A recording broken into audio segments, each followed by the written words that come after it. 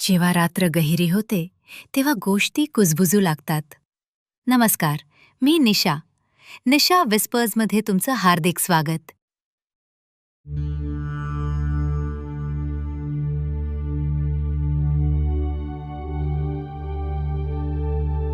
नमस्कार, मी निशा. निशा विस्पर्समध्ये तुमचं हार्दिक स्वागत. आता स्वतःसाठी काही मौल्यवान क्षण राखून ठेवत डोळे बंद करून आरामदायक श्वास घेऊ लागा आणि शांत गाढ झोपेच्या प्रवासाला सुरुवात करा. मी निशा, तुमची मैत्रीण, या सुखद प्रवासात तुमच्याबरोबर असणार आहेत. तुम्हाला मार्गदर्शन करण्यासाठी, तुम्हाला शांत स्वर्गीय अशा झोपेत घेऊन जाण्यासाठी. तुम्ही फक्त एवढंच करायचं, माझ्या आवाजावर लक्ष केंद्रित करायचं, ओके? आणि कृपया माझ्या चॅनलला लाईक आणि सबस्क्राईब करायला विसरू नका. धन्यवाद. चला, आजचा दिवस संपला. ट्रॅफिकमुळे झालेली चिडचिड, वेळेवर पोचण्याची घाई, डोक्यात जमा खर्चाचे विचार, अशा असंख्य विवंचनांनी भरलेला आजचा दिवस एकदाचा मावळला. आता या मखमली निवांत अंधारात निद्रा देवीच्या अधीन होऊन जाणं आणि दिवसभराच्या विचारांचे जंजाळ डोक्यातून काढून टाकणं, यासारखे स्वर्गीय सुख दुसरे ते काय असणार?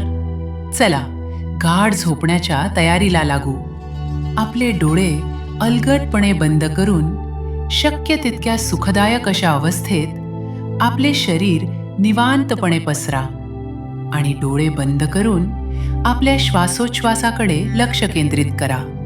आपल्याला आता फक्त आराम करायचा आहे. शांतपणे आपल्या श्वासोच्छ्वासाबरोबर वर खाली होणाऱ्या पोटाकडे लक्ष केंद्रित करा. एव्हाना तुम्हाला जाणवू लागले असेलच की डोळे जड होत चाललेत आणि पोटाची वर खाली होणारी हालचाल देखील मंद झालेली आहे. निद्रेच्या पूर्णपणे ताब्यात जाऊन आपल्याला आता एका स्वर्गीय सुखाचा अनुभव घ्यायचा आहे. मी तुम्हाला अगोदरच सांगितल्याप्रमाणे आपले शरीर आणि मन या दोघांची स्थिती ही बरीचशी एकमेकांवर अवलंबून असते. तुमचे शरीर जसजसे शांत, निवांत आणि आरामदायक अवस्थेत जाऊ लागेल, तसतसे तुमचे मन देखील शांत होत जाईल आणि निद्रेच्या आहारी जाण्याचा तुमचा प्रवास सुरू होईल. चला तर मग आज घड्याळाचा थक्क करणारा इतिहास ऐकूयात.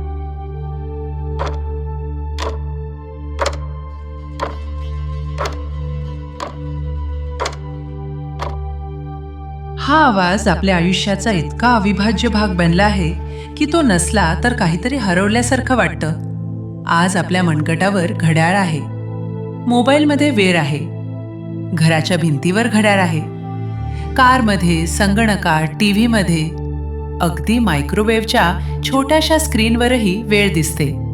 आपण दिवसातून किती वेळा घड्याळाकडे पाहतो याची आपल्यालाच कल्पना नसते.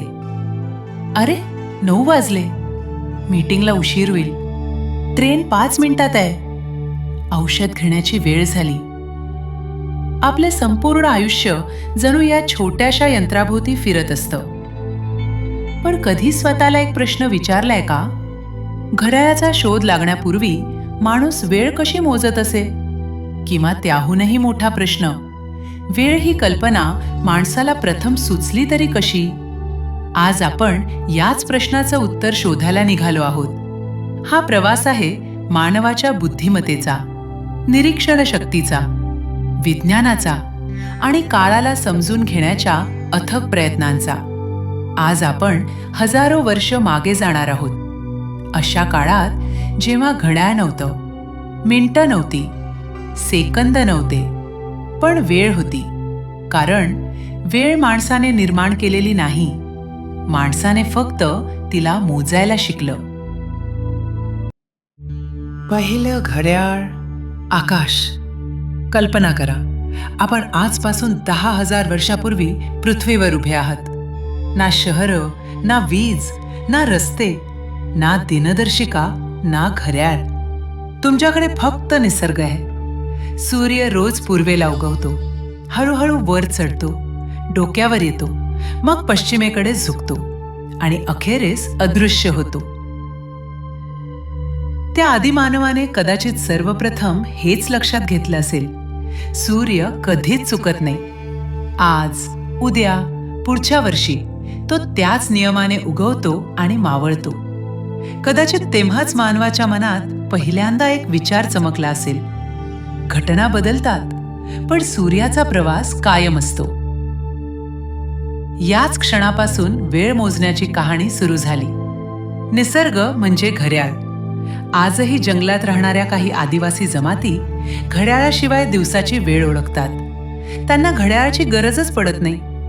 पहाट कधी होते, कोणता पक्षी आधी गातो, कोणत्या फुलांचा सुगंध सकाळी दरवळतो, कोंबडा किती वाजता आरवतो, गुरं कधी चरायला निघतात, संध्याकाळी कोणते पक्षी परत येतात, या सगळ्या घटना त्यांच्यासाठी वेळ सांगणारे संकेत असतात.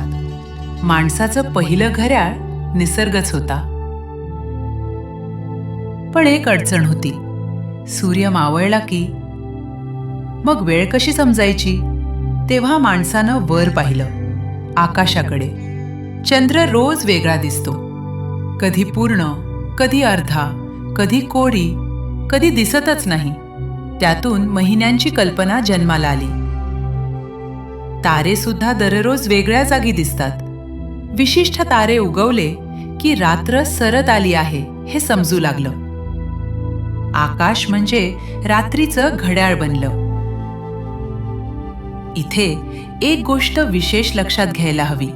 प्राचीन भारतात वेळ हा केवळ दैनंदिन जीवनाचा भाग नव्हता. तो धर्म, खगोलशास्त्र, शेती आणि समाजव्यवस्थेचा पाया होता. ऋग्वेदात सूर्योदय, ऋतू, दिवस, रात्र यांच्या अनेक उल्लेख आढळतात. नंतरच्या काळात भारतीय ऋषींनी आकाशातील ग्रह ताऱ्यांचे इतके सूक्ष्म निरीक्षण केले की त्यावरून पंचांग तयार होऊ लागले. आज आपण सहज म्हणतो, अमुक मुहूर्त चांगलाय, अमुक प्रहर झाला, ब्रह्ममुहूर्तात उठा. पण या शब्दांमागे हजारो वर्षांची वैज्ञानिक निरीक्षण परंपरा दडलेली आहे. वेळ ही केवळ संख्या नव्हती, ती जीवनाची लय होती. एक छोटंसं निरीक्षण ज्यानं इतिहास बदलला. आता मी तुम्हाला एक प्रश्न विचारते. उद्या सकाळी तुम्ही सूर्य उगवल्यानंतर जमिनीवर उभे राहा आणि स्वतःची सावली पहा. सकाळी ती खूप लांब असेल, दुपारी ती अगदी लहान होईल आणि संध्याकाळी पुन्हा लांब होत जाईल. आज आपण याकडे फारसं लक्ष देत नाही, पण हजारो वर्षांपूर्वी एका अज्ञात माणसानं हे पाहिलं आणि कदाचित त्याच्या मनात एक विलक्षण कल्पना आली. जर सावली बदलत असेल तर तिच्यावरून वेळ का मोजू नये? याच साध्या प्रश्नातून जन्माला आलं जगातील पहिलं खरंखुरं घड्याळ, सूर्य घड्याळ. आजच्या काळात हे अगदी साधं वाटेल, पण जरा कल्पना करून पहा. सुमारे 5 ते 6 हजार वर्षांपूर्वीचा तो काळ. माणसाने अजून चाकाचा पूर्णपणे प्रसार केलेला नव्हता. लोखंडाचा वापर मर्यादित होता आणि विज्ञान ही स्वतंत्र शाखा म्हणून अस्तित्वात नव्हती. पण एक गोष्ट मात्र होती, निरीक्षण. निसर्गाकडे बारकाईने पाहण्याची विलक्षण क्षमता. प्राचीन इजिप्तमध्ये नाईल नदीच्या किनाऱ्यावर राहणाऱ्या लोकांनी एक गोष्ट वारंवार अनुभवली. जमिनीत रोवलेल्या एखाद्या सरळ काठीची सावली दिवसभर एकाच ठराविक मार्गाने फिरत असे. सकाळी ती पश्चिमेकडे लांब पसरलेली असे. जसजसा सूर्य आकाशात वर चढत जाई तसतशी ती लहान होत जाई. दुपारी ती जवळजवळ काठीच्या पायाशी येऊन थांबे आणि त्यानंतर पुन्हा पूर्वेकडे वाढू लागे. हे रोज घडत होतं. आज, उद्या आणि त्यानंतरही त्या अज्ञात निरीक्षकाच्या मनात एक कल्पना चमकली. जर सावली रोज अशाच पद्धतीने बदलत असेल तर तिच्या स्थानावरून दिवसाची वेळ ओळखता येईल का? हा प्रश्न साधा होता, पण त्याचं उत्तर क्रांतिकारी ठरलं. त्यांनी त्या काठीभोवती जमिनीवर खुणा करायला सुरुवात केली. काही दिवसांनी त्यांना लक्षात आलं की सकाळच्या एका विशिष्ट वेळी सावली नेहमी त्याच खुणेवर येते, दुपारी दुसऱ्या, संध्याकाळी तिसऱ्या. अशा प्रकारे मानवाने प्रथमच वेळेला एका दृश्यमान रूपात पकडलं. यालाच पुढे सूर्य घड्याळ किंवा सन डायल असं नाव मिळालं. इतिहासकारांच्या मते इजिप्तमधील अशा सूर्य घड्याळांचे पुरावे इसवी सन पूर्व सुमारे 1500 वर्षांपूर्वीचे सापडतात. मात्र अनेक विद्वानांचं मत आहे की त्याहूनही पूर्वी साध्या स्वरूपातील सावली घड्याळांचा वापर होत असावा, कारण अशी कल्पना कोणत्याही एका संस्कृतीची मक्तेदारी नव्हती. आकाशाकडे पाहणारा प्रत्येक समाज सूर्याच्या या अद्भुत हालचालीने प्रभावित झाला होता. इजिप्तपुरतंच हे मर्यादित राहिलं नाही. मेसोपोटेमिया, आजचा इराक येथील बॅबिलोनियन संस्कृतीनेही सूर्याच्या हालचालींचा अत्यंत बारकाईने अभ्यास केला. त्यांच्याकडे खगोलशास्त्र हे केवळ आकाश निरीक्षण नव्हतं, ते शेती, व्यापार, राज्यकारभार आणि धार्मिक विधी यांचा आधारस्तंभ होतं. दिवसाची योग्य वेळ माहिती असणं ही त्यांच्या दृष्टीने अत्यावश्यक बाब होती. ग्रीक विद्वानांनी या कल्पनेला आणखी परिष्कृत केलं. पृथ्वीचा कल, ऋतूंनुसार बदलणारा सूर्याचा मार्ग, अक्षांशानुसार सावलीची लांबी या सर्वांचा त्यांनी अभ्यास केला. त्यामुळे सूर्य घड्याळ अधिक अचूक बनू लागलं. पुढे रोमन साम्राज्यानं तर सार्वजनिक चौकांमध्ये सूर्य घड्याळे उभारली. नागरिकांना दिवसाची वेळ कळावी हा त्यामागचा उद्देश होता. परंतु या इतिहासात भारताचं स्थानही तितकंच महत्त्वाचं आहे. प्राचीन भारतीय ऋषींनी सूर्याला केवळ देवतेच्या रूपात पाहिलं नाही, तर तो विश्वातील सर्वात विश्वासार्ह कालमापक आहे हेही त्यांनी ओळखलं होतं. वेद, वेदांग आणि पुढे सूर्य सिद्धांत यांसारख्या ग्रंथात सूर्याच्या गतीचं अत्यंत सूक्ष्म वर्णन आढळतं. दिवस, प्रहर, मुहूर्त, घटिका, नाडी या वेळेच्या विभागणीमागे केवळ धार्मिक परंपरा नव्हती, तर खगोलशास्त्रीय निरीक्षणांची भक्कम पायाभरणी होती. भारतात सूर्य घड्याळाला शंकू यंत्र असं म्हटले जाईल. शंकू म्हणजे जमिनीत उभा केलेला दांडा किंवा स्तंभ. त्याच्या सावलीवरून वेळ मोजण्याची ही पद्धत हजारो वर्षांपूर्वी परिचित होती. पुढे उज्जैनसारख्या खगोलशास्त्राच्या केंद्रांमध्ये अशा उपकरणांचा वापर अधिक परिष्कृत स्वरूपात झाला. विशेष म्हणजे त्या काळाने लोकांकडे सेकंद काटा नव्हता, मिनिट काटा नव्हता, काचेचं घड्याळ नव्हतं. तरी सुद्धा त्यांना ऋतूंची अचूक माहिती होती. सूर्यग्रहण आणि चंद्रग्रहणाचा अंदाज बांधता येत होता. पेरणीची योग्य वेळ ठरवता येत होती आणि धार्मिक विधींसाठी आवश्यक असलेला मुहूर्तही निश्चित करता येत होता.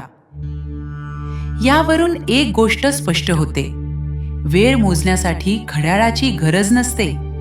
गरज असते ती निसर्ग समजून घेण्याची. पण सूर्य घड्याळालाही एक मोठी मर्यादा होती. सूर्य दिसत असेल तरच ते चालत असे. रात्र झाली, आकाश ढगांनी भरून गेलं किंवा मुसळधार पाऊस सुरू झाला तर वेळ अक्षरशः अंधारात हरवून जात असे. आणि मग मानवानं शोधायला सुरुवात केली अशा घड्याळाला जे सूर्याशिवायही चालेल. याच शोधातून जन्माला आलं आणखी एक अद्भुत साधन: पाण्याचं घड्याळ.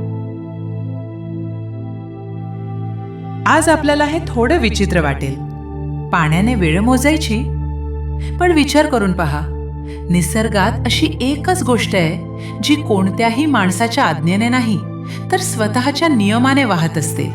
ते म्हणजे पाणी.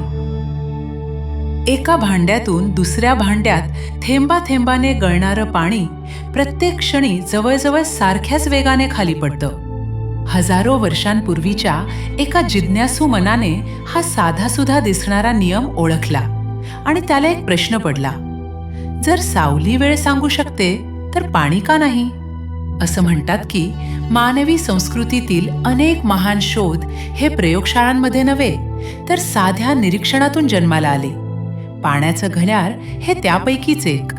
प्राचीन इजिप्त, बाबिलोन, चीन आणि भारत या सर्व संस्कृतींमध्ये पाण्याच्या घड्याळांचे वेगवेगळे प्रकार विकसित झाले. कोण आधी कोण नंतर याबाबत इतिहासकारांमध्ये मतभेद आहेत. मात्र एक गोष्ट निश्चित आहे, वेळ मोजण्यासाठी पाण्याचा उपयोग ही कल्पना अनेक प्राचीन संस्कृतींनी स्वतंत्रपणे शोधून काढली. या घड्याळाची रचना अतिशय सोपी होती. मातीचं किंवा धातूचं एक भांड, त्याच्या तळाशी अगदी बारीक छिद्र. भांड्यात भरलेलं पाणी हळूहळू बाहेर पडत असे किंवा काही ठिकाणी बाहेरच्या भांड्यातून थेंबा थेंबाने आत भरत असे. पाण्याची पातळी जशी बदलत जाईल तशी वेळ पुढे सरकत असल्याचं समजलं जाईल. आज आपण सेकंद काट्याकडे पाहतो, त्या काळात लोक पाण्याच्या थेंबाकडे पाहत होते. किती विलक्षण कल्पना होती ना.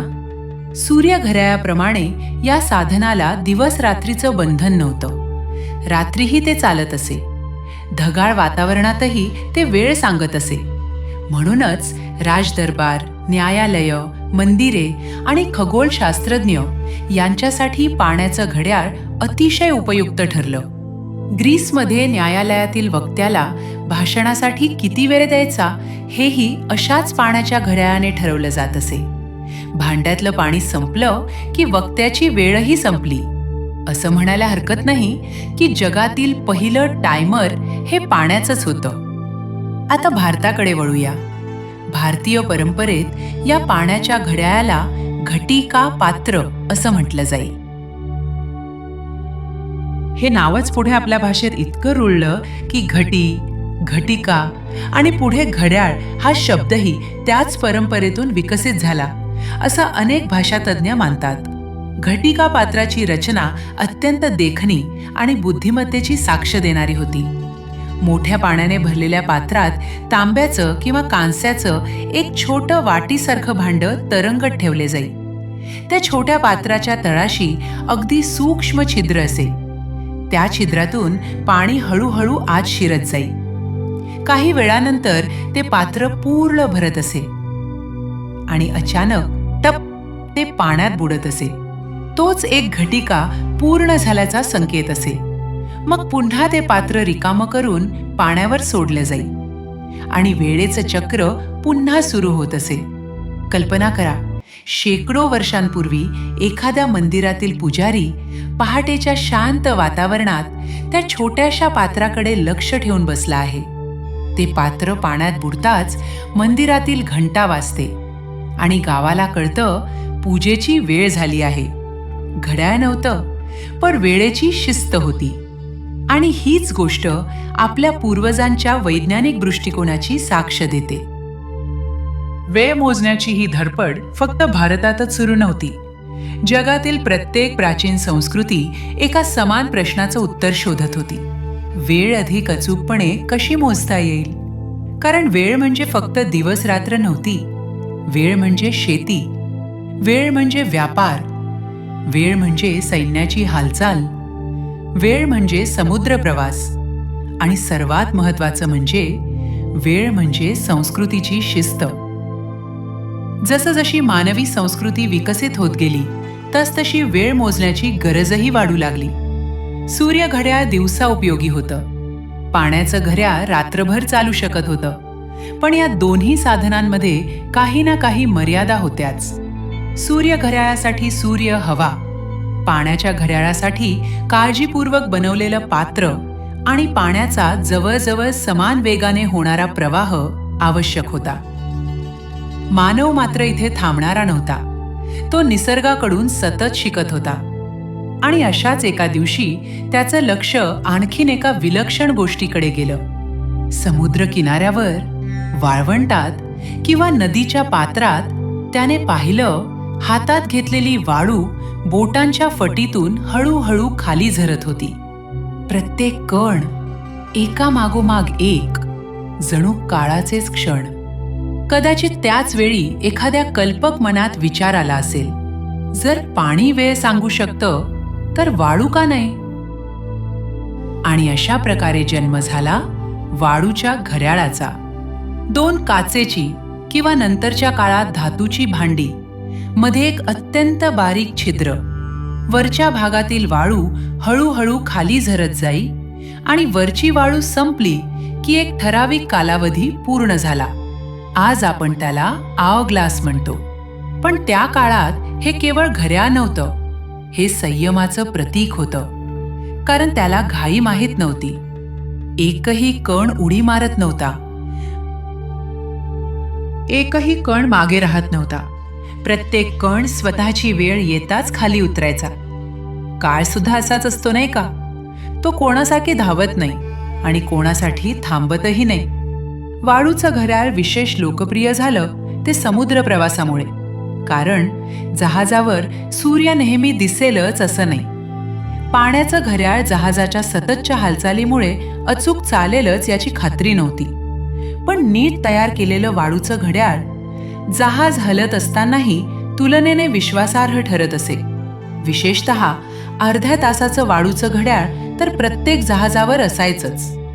ते उलटवलं जाई, अर्धा तास संपला की जहाजावरील घंटा वाजवली जाई, पुन्हा घड्याळ उलटलं जाई, पुन्हा अर्धा तास.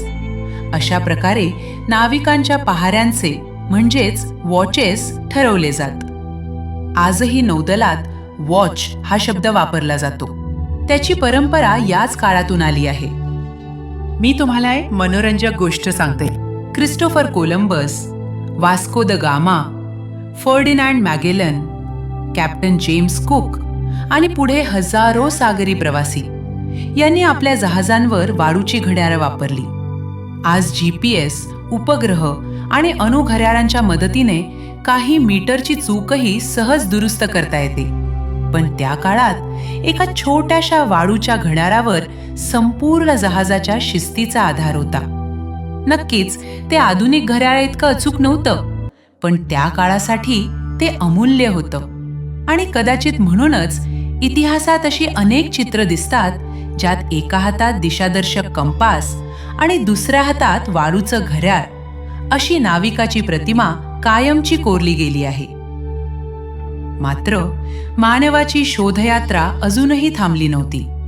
त्याला असं घड्याळ हवं होतं जे सूर्याशिवाय चालेल, पाण्याशिवाय चालेल, वाळूशिवायही चालेल आणि सर्वांत महत्त्वाचं म्हणजे जे अधिकाधिक अचूक असेल. हीच शोधयात्रा पुढे मानवाला घेऊन गेली दात असलेल्या चाकांकडे, स्प्रिंगकडे आणि अखेरीस यांत्रिक घड्याळांच्या अद्भुत युगाकडे. काळ पुढे सरकत होता. मानवाची बुद्धिमत्ताही त्याच वेगानं विकसित होत होती. आता त्याला सूर्याची गरज नव्हती, पाण्याच्या थेंबांचीही गरज नव्हती. वाळूच्या कणांवरही तो अवलंबून राहू इच्छित नव्हता.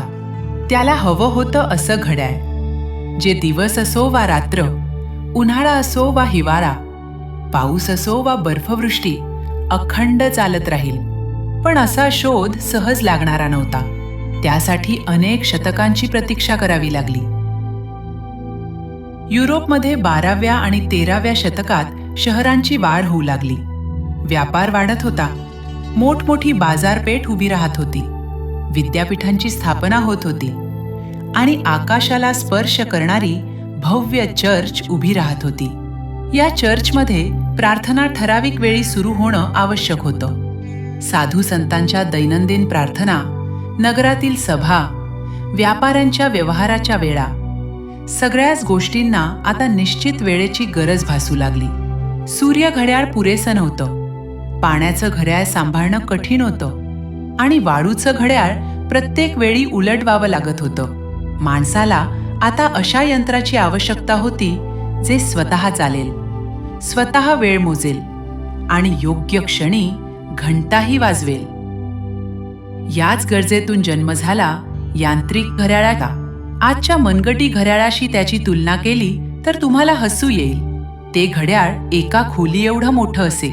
लोखंडी सांगाडा, जाडजूड दातेरी चाकं, जड लोखंडी साखळ्या आणि त्यांना खाली खेचणारं अनेक किलो वजनाचं दगड किंवा धातूचं ओझं. त्या वजनाच्या जोरावर चाकं हळूहळू फिरत, एक चाक दुसऱ्याला, दुसरं तिसऱ्याला, अशा प्रकारे संपूर्ण यंत्रणा चालू राहत असे आणि ठरलेल्या वेळी भल्या मोठ्या घंटेवर हातोडा आपटला जाई. धन. संपूर्ण शहरात तो आवाज घुमत असे. आज आपण मोबाईलवर शांतपणे वेळ पाहतो, पण त्या काळात वेळ ऐकू येत होती घंटानादातून. कल्पना करा, इसवी सन 1283च्या सुमारास युरोपमधील एका छोट्याशा शहरात पहाट उगवते आहे.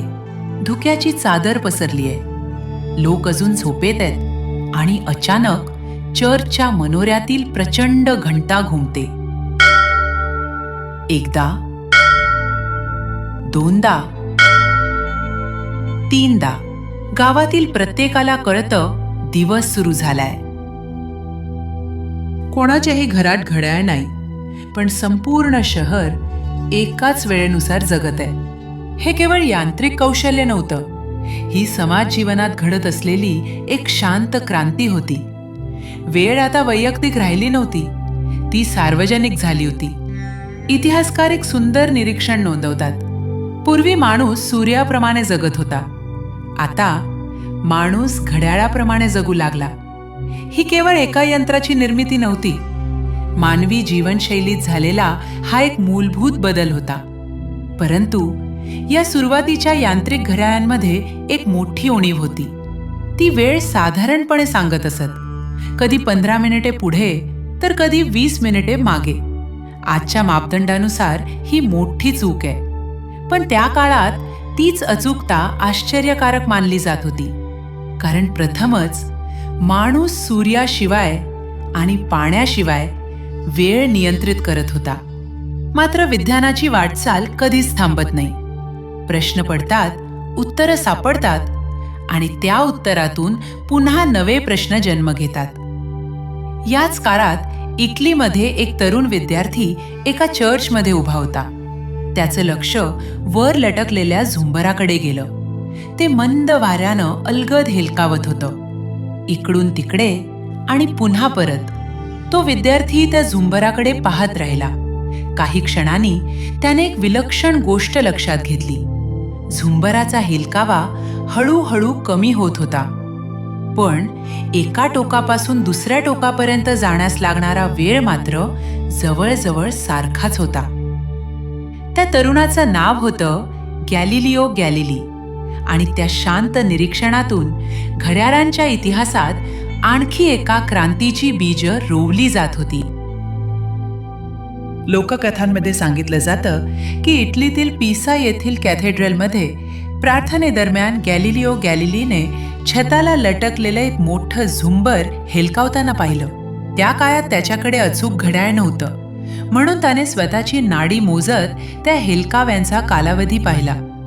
झुंबराचा हेलकावा कमी होत गेला, पण एका टोकापासून दुसऱ्या टोकापर्यंत जाण्यास लागणारा वेळ जवळजवळ समान असल्याचं त्याच्या लक्षात आलं. ही कल्पना पुढे लंबकाच्या समकालिकतेच्या अभ्यासाचा पाया ठरली. इतिहासकार आजही सांगतात की या घटनेचे तपशील काहीसे दंतकथांनी रंगलेले असले तरी गॅलिलिओने लंबकाचा अभ्यास केला आणि त्यातून घड्याळांच्या अचूकतेत क्रांती घडवून आणणाऱ्या विचारांना चालना मिळाली, याबद्दल दुमत नाही. परंतु त्या कल्पनेला प्रत्यक्ष रूप दिलं डच शास्त्रज्ञ क्रिस्टियान हॉयगेन्स यांनी. सन 1656 मानवाच्या इतिहासातील पहिलं यशस्वी लंबक घड्याळ तयार झालं. आता वेळ केवळ तासांनी मोजली जात नव्हती, ती मिनिटांमध्ये अधिक विश्वासार्हपणे मोजता येऊ लागली. अचूकतेचा नवा युगारंभ झाला. पण जमिनीवर वेळ मोजणं एक गोष्ट होती, समुद्रावर ती मात्र पूर्णपणे वेगळी कथा होती. कल्पना करा, तुमचं जहाज अटलांटिक महासागराच्या मध्यभागी आहे.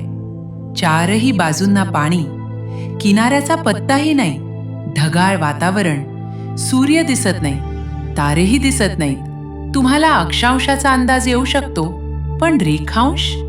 तुम्ही नेमके कुठे आहात? हा प्रश्न शेकडो वर्ष जगातील नाविकांना छळत राहिला. अनेक जहाजं चुकीच्या अंदाजामुळे खडकांवर आदळली, हजारो जीव गेले. समुद्रानं अनेक स्वप्न गिळली, कारण रेखांश मोजण्यासाठी अचूक वेळ माहिती असणं अत्यावश्यक होतं. आणि मग इंग्लंडमधील एका सुतारानं इतिहास घडवला. त्याचं नाव होतं जॉन हॅरिसन. तो नामांकित विद्यापीठात शिकलेला नव्हता, तो राजघराण्यातला नव्हता, पण त्याच्याकडे होती असामान्य चिकाटी. वर्षानुवर्षांच्या प्रयत्नांनंतर त्याने असं समुद्री घड्याळ तयार केलं जे जहाज कितीही हललं, वादळ आलं, तापमान बदललं तरी अचूक वेळ दाखवत राहिलं. मरीन क्रोनोमीटर या एका शोधाने समुद्र प्रवास कायमचा बदलून टाकला. आज GPS आपल्याला काही मीटरच्या अचूकतेनं स्थान सांगतो, पण त्या तंत्रज्ञानाचा एक महत्वाचा पूर्वज म्हणजे हॅरिसनचं हे घड्याळ होतं. आता पुन्हा भारताकडे वळूया. भारतात यांत्रिक घड्याळांचा प्रवेश मुख्यतः 16व्या शतकात पोर्तुगीज व्यापाऱ्यांबरोबर आणि मिशनऱ्यांबरोबर झाला. गोव्यातील चर्चमध्ये बसवलेली मनोऱ्यांवरील घड्याळे त्या काळातील लोकांसाठी एक मोठं आकर्षण होती. मुघल सम्राटांच्या दरबारात युरोपमधून आलेली यांत्रिक घड्याळे मौल्यवान भेटवस्तू म्हणून सादर केली जात. अकबर आणि विशेषतः जहांगीर यांच्या काळात अशा अद्भुत यंत्रांचा उल्लेख दरबारी नोंदींमध्ये आढळतो. ती केवळ वेळ दाखवणारी साधनं नव्हती, ती कारागिरी, विज्ञान आणि वैभव यांचं प्रतीक मानली जात. पण भारताने जगाला केवळ परदेशी घड्याळ स्वीकारून उत्तर दिलं नाही. 18व्या शतकात जयपूरचे महाराजा सवाई जयसिंग दुसरे यांनी दिल्ली, जयपूर, उज्जैन, वाराणसी आणि मथुरा येथे वेधशाळा उभारल्या. त्यांपैकी जंतर मंतर आजही पाहणाऱ्याला थक्क करून सोडतं. दगड, चुना आणि भूमिती इतकंच, पण त्याच साधनांच्या साह्यानं सूर्याची उंची, ग्रहांची स्थिती आणि वेळ आश्चर्यकारक अचूकतेनं मोजली जात होती. युरोपमध्ये घड्याळं लहान होत होती. भारतात वेळ मोजणारी यंत्र आकाशाला स्पर्श करत होती. किती विलक्षण विरोधाभास! पुढे औद्योगिक क्रांती आली, रेल्वे धावू लागल्या, कारखाने सुरू झाले. आता प्रत्येक शहराची स्वतःची वेळ चालणार नव्हती. मुंबईची वेळ वेगळी, कलकत्त्याची वेगळी, मद्रासची वेगळी असं चालणार नव्हतं. रेल्वेला एकच वेळ हवी होती. अशा प्रकारे प्रमाण वेळेची संकल्पनेट्रेट अधिक दृढ झाली आणि पुढे भारतीय प्रमाण वेळ, इंडियन स्टँडर्ड टाइम स्वीकारली गेली. 20व्या शतकानं आणखी एक क्रांती घडवली, क्वार्ट्झ घड्याळ. आता वेळ मोजण्यासाठी लंबकाची गरज नव्हती. क्वार्ट्झ स्फटिकाला विद्युत प्रवाह दिला की तो अतिशय स्थिर कंपन करतो. त्याच कंपनांवर आधारित घड्याळं अधिक स्वस्त, अधिक अचूक आणि सर्वसामान्यांच्या आवाक्यात आली. मग आली डिजिटल घड्याळं, मनगटी घड्याळं, कॅल्क्युलेटर घड्याळं आणि आज स्मार्ट वॉच. हे आता फक्त वेळ दाखवत नाही, ते हृदयाचे ठोके मोजतं, पावलं मोजतं, झोप मोजतं, रक्तातील प्राणवायूची पातळीही सांगतं. कधीकधी आपल्याला चालायला जाण्याची आठवणही करून देतं. आणि या सगळ्याच्या शिखरावर उभा आहे अणू घड्याळ. इतकं अचूक की लाखो वर्षातही त्यात एका सेकंदाची चूक होणार नाही. आज GPS, उपग्रह, अंतराळ संशोधन, इंटरनेट, नाईल नेटवर्क या सर्वांच्या पायाशी ही अचूक वेळ उभी आहे. आणि आता या प्रवासाचा शेवट जवळ आलाय. आपण सावलीपासून सुरुवात केली, पाण्याबरोबर चाललो, वारूच्या कणांबरोबर वेळ झरू दिली, महाकाय घंटा मनोऱ्यांतून वेळ ऐकली, लंबकाच्या तालावर चाललो, समुद्रावर क्रोनोमीटर बरोबर प्रवास केला, जंतर मंतरच्या दगडी यंत्रांकडे विस्मयानं पाहिलं आणि अखेर अणूच्या स्पंदनापर्यंत पोहोचलो. इतक्या हजारो वर्षांच्या या प्रवासानंतरही एक गोष्ट मात्र अजिबात बदललेली नाही, वेळ. ती आजही तितक्याच शांतपणे पुढे जात असते. तिला घाई नसते, तिला थांबायचं नसतं. ती ना श्रीमंतासाठी मंदावते ना गरिबासाठी वेगानं धावते. राजा असो की सामान्य माणूस, तिचा न्याय सारखाच असतो. घड्याळं बदलत गेली, त्यांचे आकार बदलले, त्यांची अचूकता वाढत गेली, पण वेळेची किंमत ती मात्र कायम एकच राहिली. कारण आयुष्य म्हणजे घड्याळाच्या काट्यांनी दाखवलेले तास नसतात. आयुष्य म्हणजे त्या तासांमध्ये आपण जगलेले क्षण असतात. म्हणून पुढच्या वेळी तुम्ही तुमच्या मनगटावरचं घड्याळ पाहाल किंवा मोबाईलवर वेळ पाहाल, तेव्हा एक क्षण थांबा आणि आठवा त्या अज्ञात माणसाला, ज्याने हजारो वर्षांपूर्वी जमिनीत एक साधी काठी रोवली होती आणि तिच्या सावलीतून मानवाला काळ मोजण्याची कला शिकवली होती. बरं चला, कदाचित एव्हा तुम्ही गाढ झोपेत असाल. उद्या सकाळी एकदम फ्रेश टवटवीत होऊन सुहास्य वदनाने नवा दिवस सुरू करा. मी निशा आता तुमचा निरोप घेते. पुढल्या कथेत पुन्हा भेटूच, अशाच एका रात्री.